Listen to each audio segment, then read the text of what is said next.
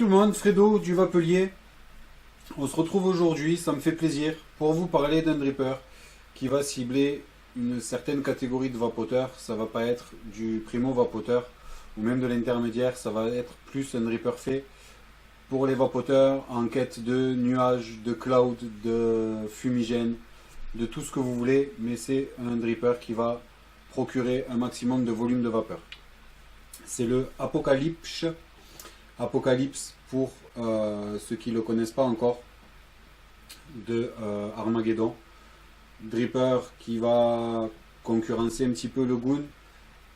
Dripper maintenant qui devient personnel aussi, puisque beaucoup de monde le qualifie de Goon Killer. Personnellement, c'est pas mon cas. Je préfère de loin mes Goons à celui-là. Mais après, c'est chacun ses goûts, chacun ça va. Donc, on va se passer en gros plan pour voir le dripper d'un petit peu plus près. Je vous dis à tout de suite.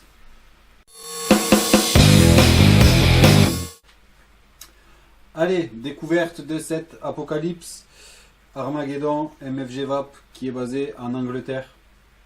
Donc lorsque vous allez le recevoir, il sera dans une petite pochette en velours avec le symbole du dripper, une petite typographie bien sympa.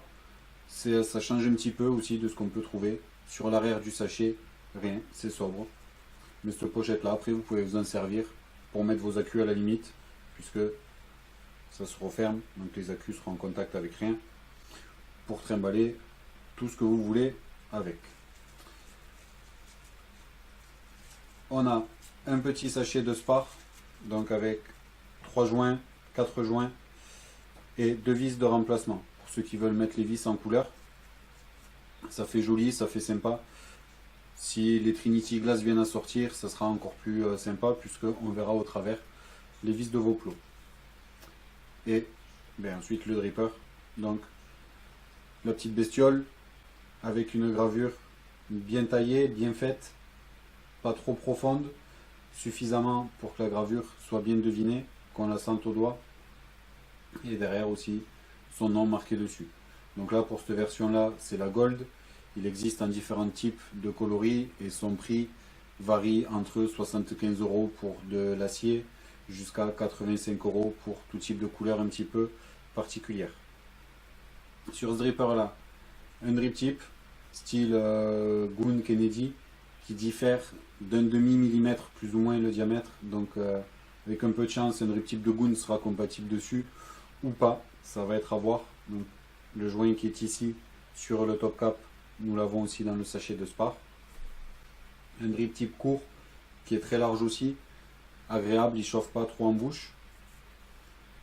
On a un airflow qui est réglable sur ce dripper, donc au grand maximum 5 mm d'ouverture, si on veut qu'il soit pas trop aérien, on pourra se le régler et se le fermer.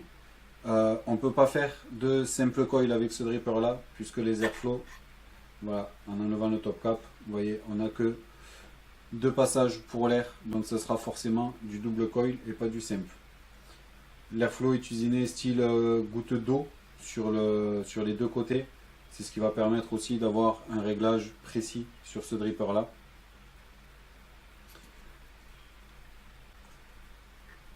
Sa cloche, des joints qui tiennent bien en place. Les joints sont doublés. On a la cloche qui est de bonne facture elle aussi, plutôt sympa.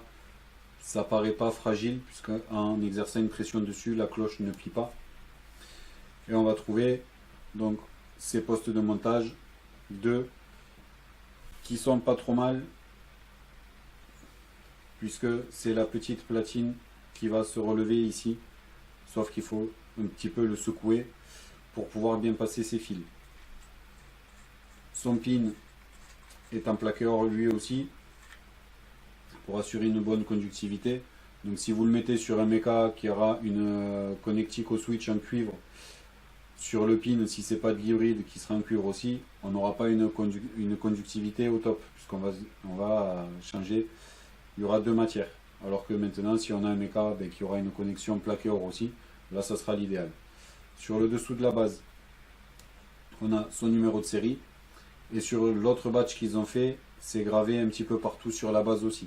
Donc il y a eu des histoires clone pas clone.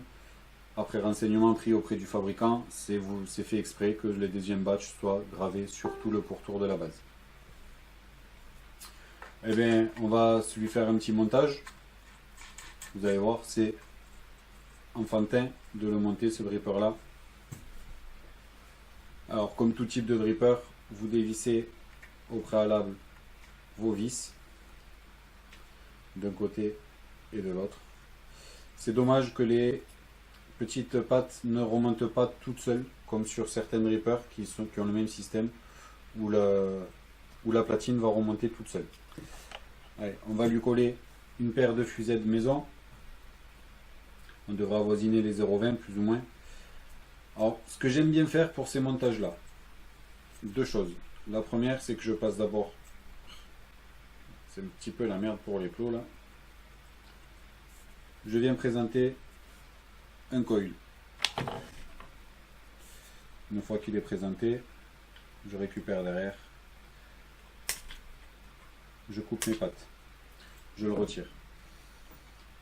Et ce que j'aime bien faire, c'est plutôt que mes pattes viennent à se chevaucher, à mettre les deux du même côté, et bien sur l'autre, je viens passer complètement d'un côté et de l'autre. Ça me permet de garder mes coils centrés et que mes pattes ne se chevauchent pas non plus. Parce que si les pattes se chevauchent, ça peut arriver, la platine serre mal et c'est pas gagné puisque ça bouge, une variation au niveau de la valeur de la résistance. On passe son temps à resserrer les plots. Et donc lui aussi, je viens couper mes pattes. Je vais y mettre ma deuxième raise qui a déjà été les pattes coupées. On tient bien l'ensemble, on va serrer.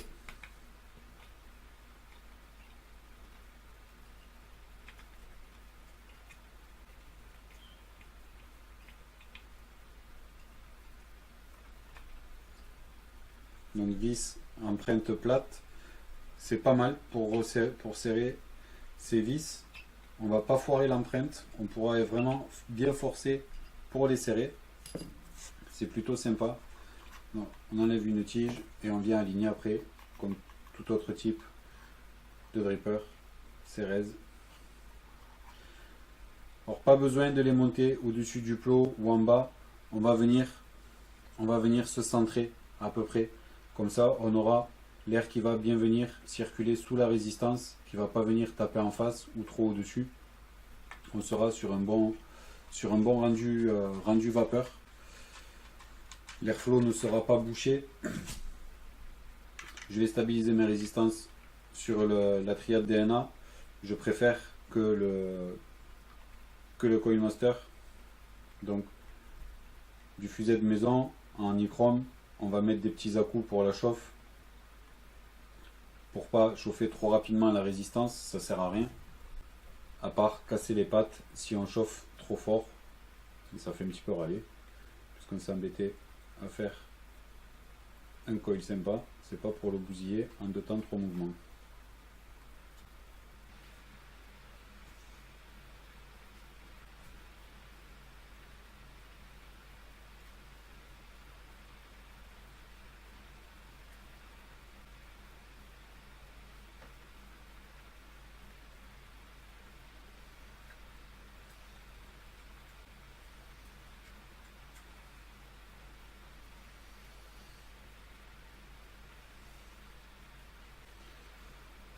Allez, ça rougit bien de l'intérieur vers l'extérieur. On est stabilisé à 0,23. On va prendre du coton, donc du Quick. Un petit nom bien sympathique pour ce coton et qui est bien sympa aussi à l'utilisation puisque c'est prévu pour du 3 mm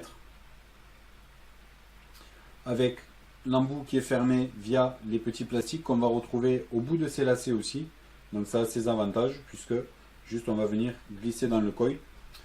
On glisse dans le coil par le plastique. On récupère de l'autre côté. On tire sur le plastique. Notre coton est mis en place. Donc gain de temps pour les vapéros, gain de temps pour tester les jus. Une fois qu'on a enlevé le plastique, on effiloche le coton à la main. c'est la bonne longueur. Si vous trouvez que c'est trop long, rien ne vous empêche d'y mettre un petit coup de ciseau d'un côté ou de l'autre. Hop, le deuxième. Voilà. C'est super pratique. Son rendu de ce coton n'est pas des plus désagréables qui soient. Plutôt pas mal. On est sur un type de, on va dire, bacon, plus ou moins. Ça va être plus ou moins la même chose.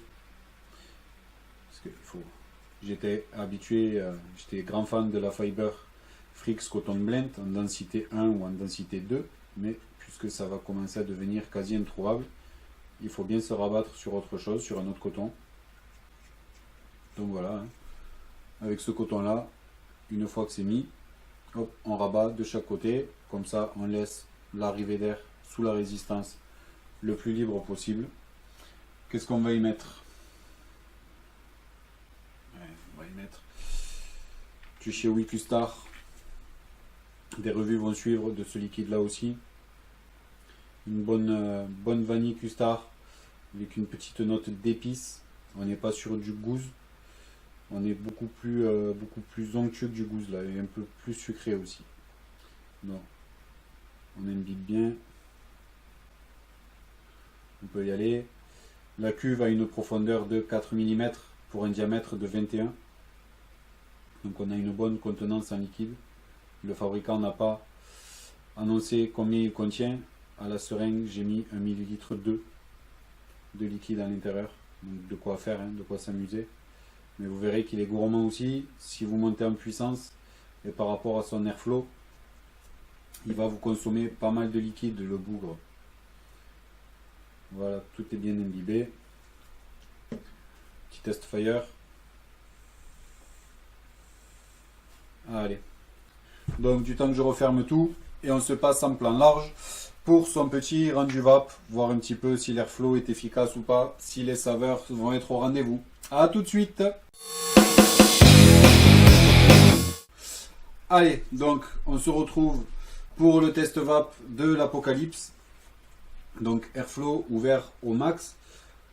Comme je vous ai montré tout à l'heure, par rapport à là où j'ai aligné mes résistances, la résistance dépasse d'un quart à peu près, visible au niveau de l'airflow. Donc on a bien l'air qui va circuler par le dessous de la résistance. Et le coton ne gêne en rien, mes airflows sont libres. Donc je commence avec l'airflow ouvert à fond, donc 5 mm d'ouverture de chaque côté pour un airflow relativement bien conséquent. Je laisse une puissance de 60 watts pour une résistance de 0,23 ohms. Allez, c'est parti.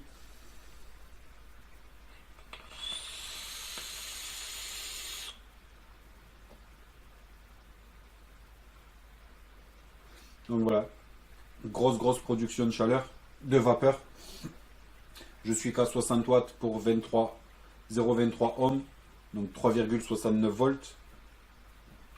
On va pouvoir monter un petit peu. 71 watts, on remet un petit peu de liquide quand même. Pas envie de prendre un méchant dry heat.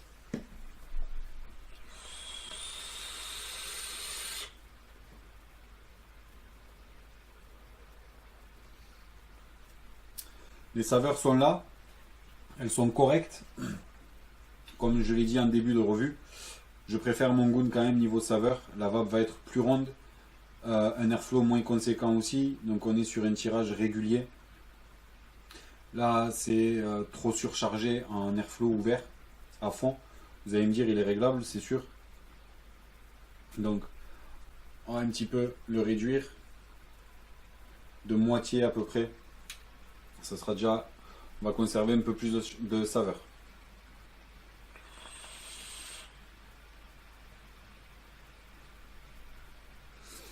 Voilà, moins d'airflow, plus de saveur, chose qui paraît logique.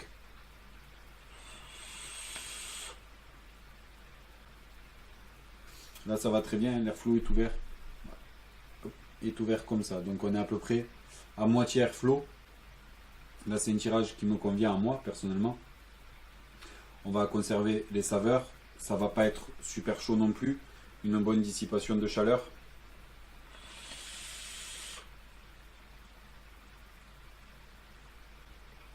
Production de vapeur qui va avec. C'est plutôt pas mal. son drip tip ne chauffe pas, le dripper en lui-même ne chauffe pas, hein, 71 watts, il n'y a pas de chaleur, on a enchaîné quelques bouffées.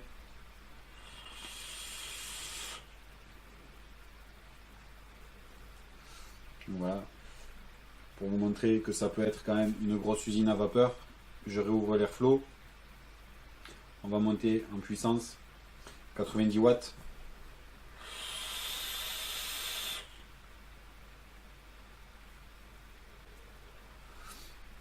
Ouais, c'est une locomotive le bordel. Airflow ouvert, plus on va monter en puissance, plus de volume de vapeur vous aurez, au détriment des saveurs. Je préfère vous le rappeler quand même. Donc 90 watts aussi, l'ato il chauffe pas, c'est plutôt pas mal. Il obtient une petite note de 4,4 sur 5. C'est pas mal, il les mérite amplement. Il les mérite amplement, pourquoi? Pour sa contenance en liquide, une cuve de 4 mm de profondeur sur 21 mm de diamètre. Donc bonne contenance, un airflow qui va être réglable, des saveurs qui seront bien présentes si l'airflow n'est pas ouvert à fond. À partir du moment aussi où vous allez faire votre montage, que les résistances seront légèrement visibles, donc vous aurez un meilleur apport d'air aussi sur votre dripper pour une production de vapeur un petit peu plus importante. On a une bonne place sur le plateau, là j'ai fait des coils en 3, on peut même le coiler en 3,5, ça passera amplement, donc beaucoup plus de production de vapeur aussi et des saveurs un petit peu au-dessus avec un plus gros coil puisqu'on va se retrouver avec plus de liquide absorbé par le coton. Petit point que j'ai oublié tout à l'heure, le dripper a un diamètre de 24 mm, une hauteur de 23,3 mm pour un poids de 36 grammes. Donc plutôt petit, plutôt léger, comme on a regardé tout à l'heure, qui paraît assez solide en pinçant sur la cloche toute seule. La cloche ne s'est pas vrillée. Voilà, c'est terminé pour aujourd'hui. Je vous souhaite une excellente journée et je vous dis à très bientôt. Bye bye.